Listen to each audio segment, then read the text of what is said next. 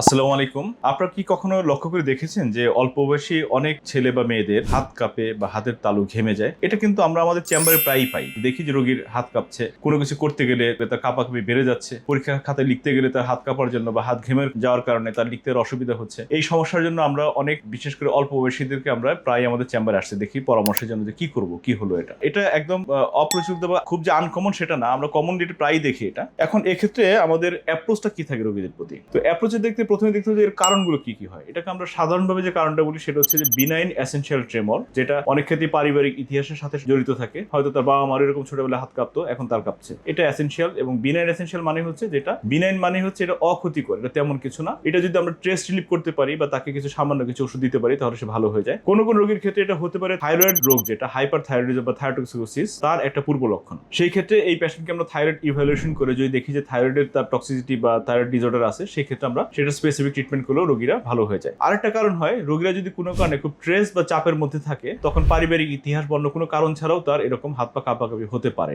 এখন কাজের মধ্যে যদি মানুষ একটু রিল্যাক্স থাকে, যদি সে কাজে আনন্দ পায় এবং কাজটাকে সহজ ভেবে নেয়, তাহলে প্রায় ক্ষেত্রেই কোনো ধরনের ওষুধ ছাড়াই শুধুমাত্র সামান্য পরামর্শ বা মোটিভেশন দ্বারাই এই সমস্যাটা চলে যেতে পারে। আরেকটা লক্ষণ হয়, কোনো কোনো রোগীর হাত ঠিক সবসময় কাঁপে যে তা না, কিন্তু কিছু করতে গেলেও টাস্ক স্পেসিফিক, অর্থাৎ সে কোনো কিছু লিখতে যাচ্ছে বা কোনো মেকানিক্যাল কাজ করে যাচ্ছে, ঠিক ওই সময়টাতে তার হাত তার কথা ঠিক শুনতে যাচ্ছে না। এটা অনেক সময় ডিস্টোনিয়া নামক একটা রোগের প্রাথমিক লক্ষণ হতে পারে। ডিস্টোনিয়ার অনেকগুলো কারণ থাকতে পারে। কোনো কোনো ক্ষেত্রে দেখা যায় যে কিছু কিছু ওষুধ মানুষ, ছেলেপেলেরা অনেক সময় অল্প বয়সে যে কাজটা করে, মাথা ঠান্ডা রাখার জন্য ছোট ছোট লাল কিছু ট্যাবলেট থাকে, যেমন ফ্রেনজিট বা রেনজিট, এই জাতীয় কিছু ওষুধ খায়। এই ওষুধগুলো দীর্ঘমেয়াদী খেলেও অনেক সময় তাদের এই হাত পা কাঁপাকাঁপি হওয়া কিংবা হাত পায়ে জড়তা তৈরি হওয়া কিংবা হাতে ঝাঁকুনি দেওয়া, এই জাতীয় রোগ তৈরি হতে পারে। তো এই বিষয়ে যদি কারো কোনো সমস্যা থাকে, আমরা নিউরোলজিস্টের কাছে গিয়ে প্রথমে তার রোগ সম্বন্ধে শুনবো, জানবো এবং ডিটেলস ইনভেস্টিগেট করে একটা সঠিক চিকিৎসা আসতে পারবো। আশা করি। ধন্যবাদ সবাইকে।